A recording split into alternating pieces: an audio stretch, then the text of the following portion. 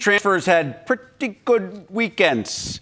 Bennett Sturtz scored 36 in Iowa's most recent win. Lamar Wilkerson had 41 against Iowa. Wilkerson has just been ridiculous as of late. You see the numbers for two guys who are proving it doesn't matter the level that we are coming from. It matters the level that we are at, because both are playing at ridiculously high levels, both part of this year's transfer class inside the Big Ten. So we have asked Andy Katz to break down and rank the top 5 transfer classes in the Big Ten this season. We'll count them down, if you will, from 5 all the way to number 1. And number 5, you head to the West Coast. Yeah, by the way, instead of signing day, we should have like portal day, because it's more of a portal thing now. Kind of college football. I know, but I'm just saying it's more of a portal deal now, at least in men's basketball, than sort of big signings. So we start at number 5. And look, I think USC did what they had to do, which was go out and get big-time scores. Now, unfortunately, they've been hurt. Rodney Rice lost for the season early, and then Chad Baker-Mazar now is dealing with a knee injury. Hopefully he comes back. But Ezra Asar has been phenomenal. So is Kofi. And Cam Woods has been sort of the biggest surprise. Off the couch, they say. Yes, from Robert Morris. He was waiting for the best offer. That's a whole other discussion about midseason pickups. But basically, you know, that game against Iowa where they almost won was in large part because of Cam Woods. So when that group is healthy, it's one of the better portal classes, certainly in the Big Ten, if not the country. Chad Baker-Mazara, if he could get back, he's an all-Big Ten type player. And Rodney Rice, we saw what he did last year at Maryland. He would have been an all-Big Ten player. I think this day and age also speaks to Eric Musselman. He coached in the NBA, coached in the G League, coached internationally. Guy's been literally everywhere. So you want to talk about a coach who can handle a lot of different change? It's Muss, who's doing a terrific job, by the way, out in L.A. At number 4, you go to Nebraska. Not a huge transfer class, but a very impactful transfer class, most notably the younger Sanford coming over from Iowa. Yeah, so what do you need in the portal? You need a shooter, and that's exactly what they got. So, yeah, it's not a big class, but what did they get? They got Price Sanford and Jamarcus Lawrence, who, by the way, was at Nebraska and bounced back. And as Sam Hoiberg said, he's not just a transfer, he's a retransfer. Right, and Sam Hoiberg said that he thinks he's one of the few players he's ever seen, certainly one that he played with, that has bounced back. Lawrence won them the game in Illinois, 3-pointer.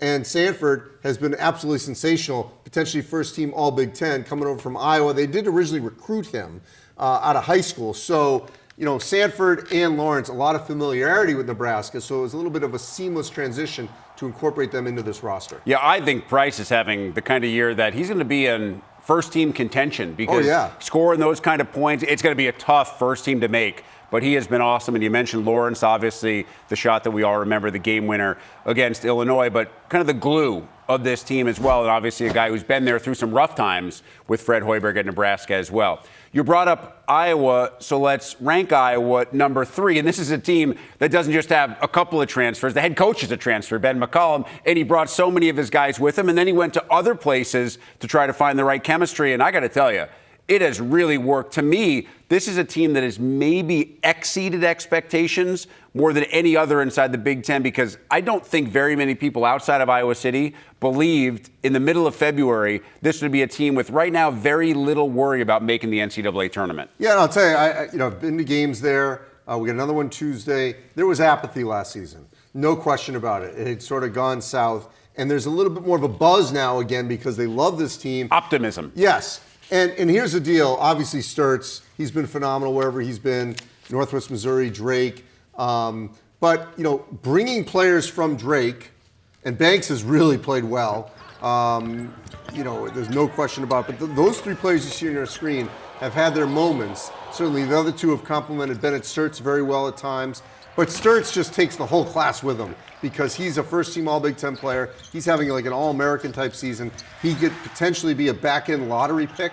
I mean, he's played that well and talking to a lot of NBA scouts. So, I mean, Ben McCollum did everything he needed to do to have this team be a winning team that could be playing in the NCAA tournament. I'm not sure anybody's more well-conditioned than Bennett Sturtz. Dude never leaves the floor. He doesn't want to leave the floor. McCollum doesn't want to take him off the floor. Close games, blowouts, doesn't really matter. At number 2, it's Indiana. We just showed Lamar Wilkerson and what he did last time out. We thought it would be Tucker DeVries, the guy who was kind of leading this team offensively. It's been Wilkerson, and then you throw in Nick Dorn and other guys who have come in huge and played really well as of late. Again, Darren DeVries now has a team that is comfortably inside the NCAA tournament window. Yeah, it's interesting because in the preseason, I thought it was going to be DeVries and Connerway. Connerway led Troy to the NCAA tournament, and yet of late, Wilkerson's been the most consistent. He's been an All Big Ten player, coming over from Sam Houston State, making threes. Nick Dorn, he was hurt early in the year coming over from Elon. So you got two players bookending on our screen right there from one bid leagues up to the Big Ten, kind of like Sturtz. Yep. You can score, you can shoot, you can play anywhere. And they have been the difference for why Indiana is going to be in the NCAA tournament. Now, Darren DeVries, Ben McCollum, probably not right now in the conversation for Big Ten Coach of the Year, obviously with where Dusty May has that team and the job that Fred Hoiberg did early. But let's not overlook the job that those two guys have done in their respective first years. Yeah, no question about it. Just took a little bit more time, but they got their teams going. All right, and the number one transfer class is also the number one team inside the Big Ten, as you may have guessed. You have guys like Yaxa Lendeborg, who is a future NBA star, Adai Mara, who has pro scouts absolutely drooling. Merez Johnson, we kind of saw this late in his career at Illinois that he could be the player that he has become. But the one guy we didn't discuss at length earlier is Elliot Cadeau, and he's the guy that makes it all go. Yeah, look, it's just a better fit for him at Michigan than North Carolina. I mean, how about that? It's on your resume. You played North Carolina, you played Michigan. I mean, two of the tradition-rich programs. It's like going to Princeton undergrad and Harvard Law School. Yeah, so, good training for Cadeau in this group. But I just cannot get over how well those three players, Lendeborg, Johnson, and Mara, have played together. Lendeborg was a star at UAB. He was the focus, comes here. He's still a star, but has to yield a little bit to Johnson and Mara. Johnson, plays at Illinois, is not the guy. He's still not the guy, but I think he's an All-Big Ten player. And then Mara plays a couple years at UCLA. For Dusty May, he's blossomed. Would it have happened at UCLA? I don't know. But bottom line is it's happening for Dusty May in Michigan. Right now, with 30 seconds left in the show, would you tab Michigan as the national championship favorite, or would that still belong to a team like, say, Arizona, despite the loss? Michigan. Michigan is a national championship. And I think Michigan will be number one on Monday. As long as they take care of business this week, I certainly think that that's the case.